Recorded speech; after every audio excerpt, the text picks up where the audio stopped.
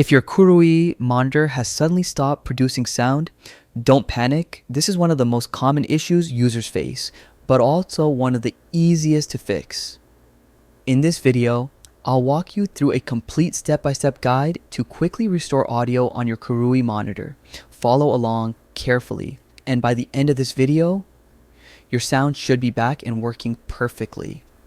First, let's start with the most overlooked step, your cable type. Remember, not every cable can carry audio.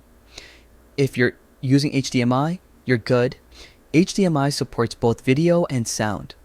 But if you're using DVI or DisplayPort, you may need a separate audio cable because in many setups, these do not deliver audio by default.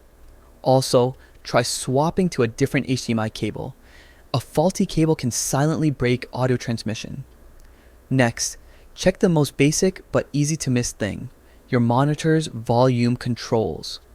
Use the physical buttons or the on-screen display menu to make sure the volume is turned up and not muted.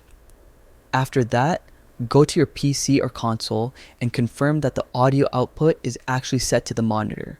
Many users unknowingly have it set to speakers or headphones instead. If the audio still isn't coming through, move on to driver fixes. Update or reinstall your audio and display drivers, especially if you recently updated Windows or plugged in new hardware. Outdated or corrupted drivers can block sound from being sent to the monitor. While you're at it, test with a different cable or plug speakers or headphones into the monitor's audio output. If these work, your monitor's speakers may be faulty. Now, this step is extremely important.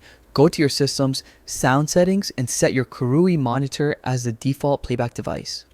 On both Windows and macOS, if the monitor isn't selected, the system won't output audio to it, even if everything else is correct.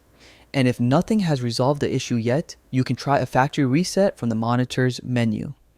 This wipes out any misconfigured settings or firmware glitches that might be blocking sound. But if your monitor still refuses to cooperate, then it may be a hardware issue. In that case, contact Koorui support or your seller to check repair or warranty options. And that's it. These steps fix the sound problem for almost every Koorui monitor user. If this guide helped you, make sure to like the video, drop a comment if you have questions, and subscribe for more quick tech fixes. Thanks for watching, and I'll see you in the next one.